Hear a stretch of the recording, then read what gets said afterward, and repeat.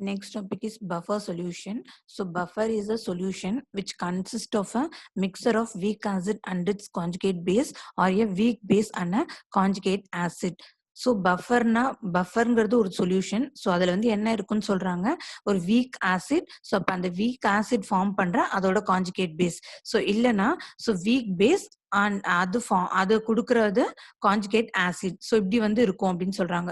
So next point, so this buffer solution resist drastic change in its pH upon addition of a small quantity of an acid or a base. So and this ability is called buffer action. So அப்போ buffer சொல்யூஷன்ல நம்ம suppose ஒரு ஆசிடோ ஒரு பேஸோ add பண்ணும்போது என்ன ஆகுது, அதோட pH வந்து மாறாம அப்படியே இருக்குது. ஸோ அதை தான் என்ன சொல்றாங்க, பஃபர் ஆக்ஷன். ஸோ இந்த நம்ம பிளட்ல வந்து pH வந்து அந்த மாதிரி கரெக்டா மெயின்டைன் ஆகுது அப்படின்னு சொல்றாங்க. ஸோ என்ன ரீசன்னா, நம்ம பிளட்ல இருக்கிற கார்போனிக் ஆசிட், ஸோ அந்த கார்போனிக் ஆசிட் ஃபார்ம் பண்ற base, so that is HCO3-. So இந்த அயான்ஸ்னால தான் வந்து என்ன ஆகுதுன்னு சொல்றாங்க, நம்ம பிளட்டோட pH மாறாம கான்ஸ்டன்டா அப்படியே இருக்குது அப்படின்னு சொல்றாங்க. ஸோ இதுல வந்து 2 types of buffer solution வந்து இருக்குது, acidic buffer solution and the basic buffer solution. So acidic buffer solutionனா the solution contain the weak acid. So ஒரு வீக் ஆசிடும் அதோட சால்ட்டும் வந்து இருந்தா அது வந்து acidic buffer solution. எக்ஸாம்பிள் வந்து அசிட்டிக் ஆசிட். ஸோ அசிட்டிக் ஆசிடோட சால்ட் வந்து sodium acetate. So and then basic buffer சொல்யூஷன்னா அதுல வந்து வீக் பேஸ் இருக்கும் அண்ட் தென் அதோட சால்ட் வந்து இருக்குது. ஸோ வீக் பேஸுங்கும் போது இங்க அமோனியம் ஹைட்ராக்சைட், ஸோ அதோட சால்ட் வந்து அமோனியம் குளோரைட். ஸோ இதுல வந்து அசிட்டிக் ஆசிட் CH3COOH இருக்கும். ஸோ நமக்கு வந்து CH3COOH NaOH கம்பைன் ஆச்சுன்னா, ஸோ தட் இஸ் சோடியம் ஹைட்ராக்சைடோட கம்பைன் ஆச்சுன்னா நமக்கு வந்து சோடியம் அசிட்டேட் சால்ட் வந்து கிடைக்கும். லைக் தட் அமோனியம் ஹைட்ராக்சைடு வந்து ஒரு HCl கூட ஆட் பண்ணுச்சுன்னா ஸோ அமோனியம் குளோரைட் வந்து நமக்கு ஃபார்ம் ஆகுது.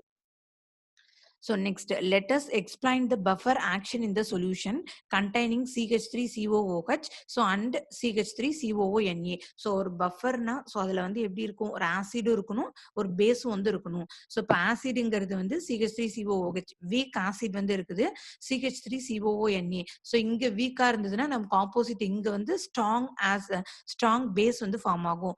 ஸோ வீக் ஆசிட் வந்து நமக்கு வந்து பார்ஷியலி டிசோசியேட் ஆகும், ஸ்ட்ராங் பேஸ் வந்து கம்ப்ளீட்லி டிசோசியேட் ஆகும். ஸோ அதுதான் நெக்ஸ்ட் ஈக்குவேஷன்ல கொடுத்துருக்காங்க. ஸோ CH3COOH என்ன ஆகுது, பார்ஷியலி நமக்கு டிசோசியேட் ஆயிட்டு CH3COO மைனஸும் H3O+ம் ஃபார்ம் ஆகுது. H3O+ எப்படி ஃபார்ம் ஆகும்னா, இங்க இருந்து வர H+ அயான் வந்து இன்னொரு வாட்டர் மாலிகுல் கூட கம்பைன் ஆச்சுன்னா நமக்கு H3O+ அயான் வந்து ஃபார்ம் ஆகுது. ஸோ அண்ட் தென் CH3COONA வந்து என்ன ஆகுது, CH3COO- Na+ மாறுது. ஸோ இது வந்து என்னன்னா கம்ப்ளீட்டா டிசோசியேட் ஆயிடுது. அதனால சிங்கிள் ஏரோல கொடுத்துருக்காங்க. இது பார்ஷியலி டிசோசியேட் ஆகுறது. ஸோ பார்ஷியலி டிசோசியேட்னா நமக்கு என்ன ஆகும், ப்ராடக்ட்டும் இருக்கும் அந்த சொல்யூஷன்ல ரியாக்டன்ட்டும் அப்படியே இருக்கும் அப்படின்னு அர்த்தம். So if an acid is added to this mixture, it will consumed by the conjugate base CH3COO- to form the undissociated weak acid. So அப்போ வந்து நம்ம என்ன பண்றோம், இப்படி ஃபார்ம் ஆயிருக்கு இல்லையா அயான்ஸ், ஸோ இதுல வந்து ஒரு ஆசிட் வந்து ஆட் பண்றோம். ஸோ நம்ம ஆசிட்ல இருந்து நமக்கு என்ன அயான் வந்து ரிலீஸ் ஆகும் அப்படின்னு பார்த்தோம்னா H+ அயான் வந்து ரிலீஸ் ஆகும். ஸோ இங்க ரிலீஸ் ஆகிற H+ அயான் வந்து இந்த ஈக்குவேஷன்ல இருக்க CH3COO-, ஸோ இந்த அயான் கூட கம்பைன் ஆகி ஸோ நமக்கு அகைன் வந்து CH3COOH வந்து ஃபார்ம் ஆயிடுது.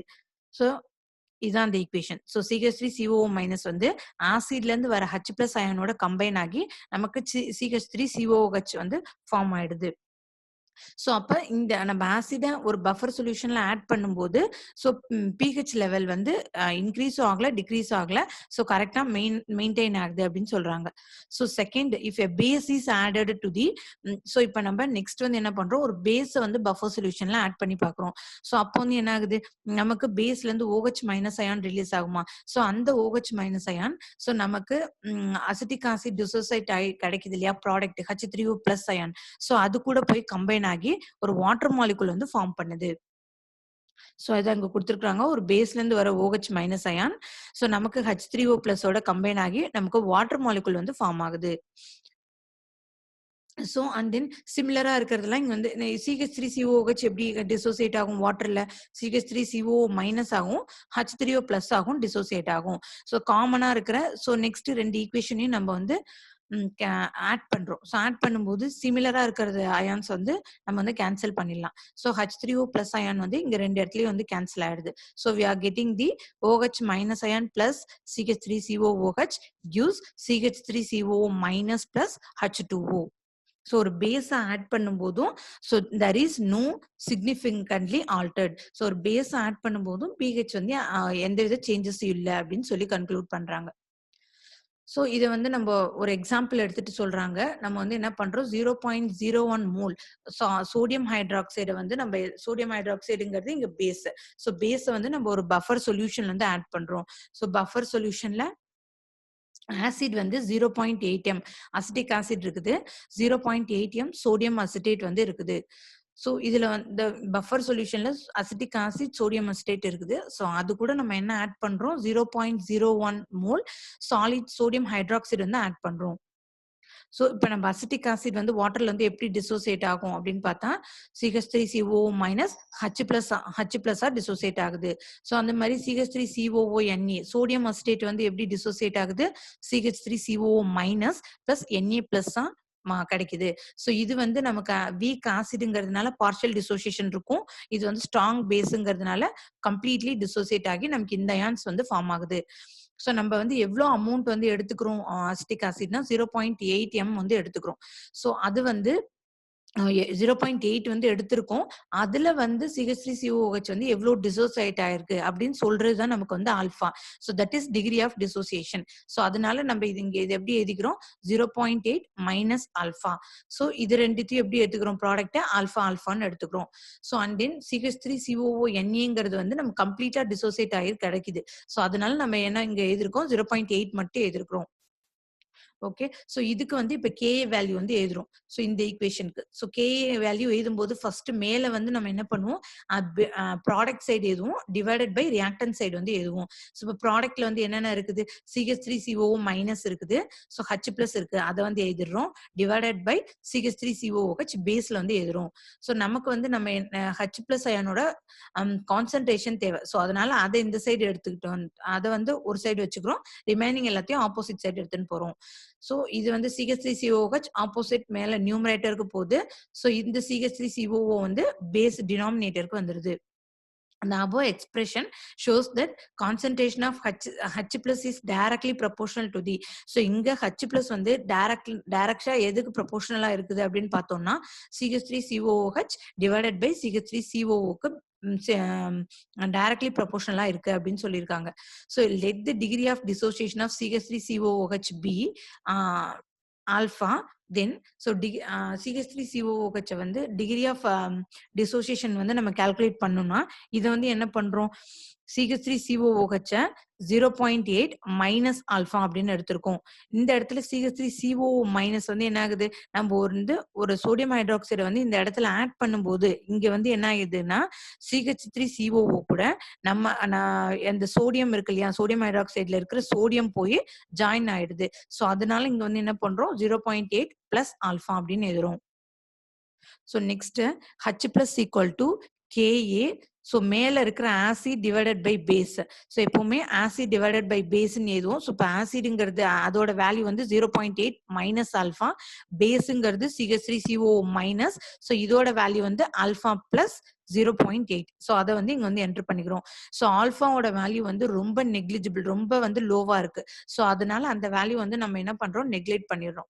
ஸோ நெக்ஸ்ட் ஸ்டெப்ல பார்த்தோம்னா Ka into 0.8 divided by 0.8 எழுதிடுறோம். ஸோ இப்போ 0.8 இந்த 0.8 கேன்சல் ஆயிடுது. So we are getting H plus equal to Ka. So Kaங்கிறது வந்து என்னன்னா dissociation constant for acetic acid. இது வந்து கான்ஸ்டன்ட் வேல்யூ. ஸோ அதுக்கு வந்து என்னன்னு பார்த்தோம்னா 1.8 into 10⁻⁻5. ஸோ அப்ப H பிளஸ் அயானோட கான்சன்ட்ரேஷன் வந்து ஸோ இங்க வந்து கொஸ்டின்ல கொடுத்துருக்காங்க H பிளஸோட கான்சன்ட்ரேஷன் வந்து நம்ம என்னன்னு பார்த்தோம் 1 into 1.8 into 10⁻⁻5. ஸோ அசிட்டிக் ஆசிடோட K வேல்யூ நம்ம எதிர்க்கோம். ஸோ pH கண்டுபிடிக்கும் போது அதோட ஃபார்முலா வந்து என்னது pH equal to minus log of H plus. So H பிளஸோட இங்க வேல்யூ வந்து என்ன கொடுத்துருக்காங்க 1.8 into 10⁻⁻5. ஸோ அதை வந்து இங்க என்டர் பண்ணிக்கிறோம். ஸோ இந்த 5 வந்து இப்படி முன்னாடி வந்துருச்சு. ஸோ இது ஆல்ரெடி இது மைனஸ்ல இருக்கு. இந்த இதுவும் மைனஸ்ல இருக்கறனால முன்னாடி வந்துருச்சுன்னா மைனஸ் இன்டு மைனஸ் பிளஸ் ஆயிடுது. So it changes into +5.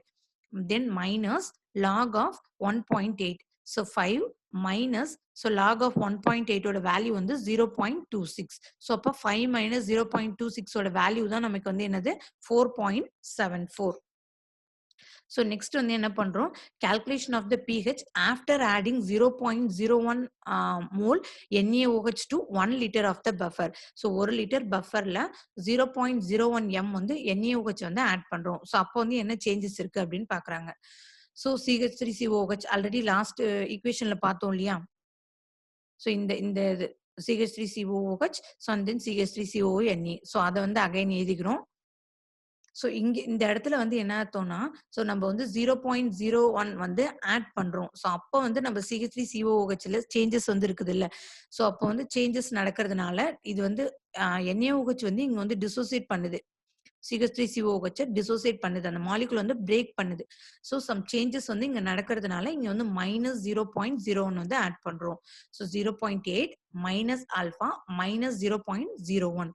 So அப்ப 0.8 மைனஸ் 0.01 வேல்யூ வந்து என்னது 0.79. இந்த மைனஸ் ஆல்பா அப்படியே எழுதிக்கிறோம்.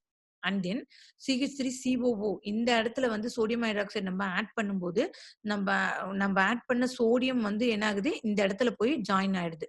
ஸோ இங்க போய் ஆட் ஆகுறதுனால நம்ம என்ன பண்றோம் அந்த 0.0னா இங்க பிளஸ்ன்னு போடுறோம். So plus 0.01.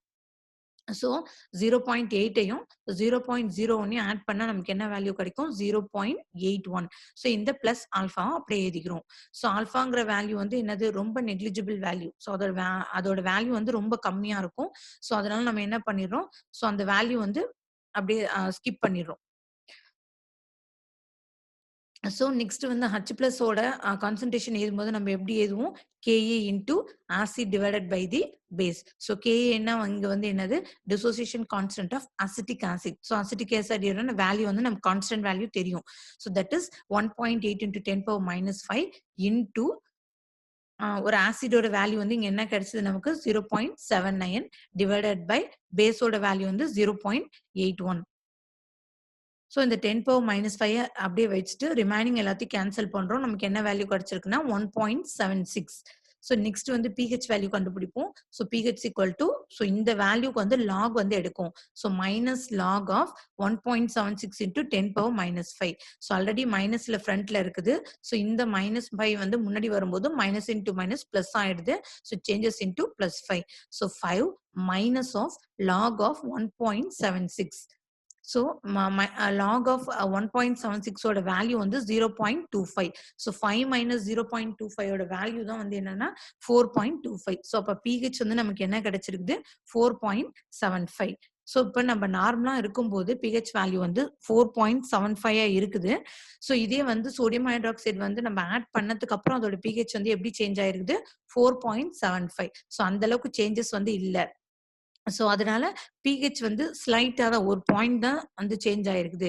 ஸோ ஒரு பஃபரை ஆட் பண்ணாலுமே அதோட pH வந்து எப்படி இருக்குது ஸோ கரெக்டா அதே மெயின்டைன் பண்ணுது. ஸோ அதுதான் கன்க்ளூட் பண்றாங்க. The addition of strong base 0.01 m NaOH increased the pH only slightly. ஸ்லைட்டா தான் இன்க்ரீஸ் ஆயிருக்குது. 4.74ல இருந்து 4.75 மாறி இருக்குது. ஸோ இது வந்து பஃபர் ஆக்ஷன் இஸ் வெரிஃபைட் அப்படின்னு சொல்லியிருக்காங்க.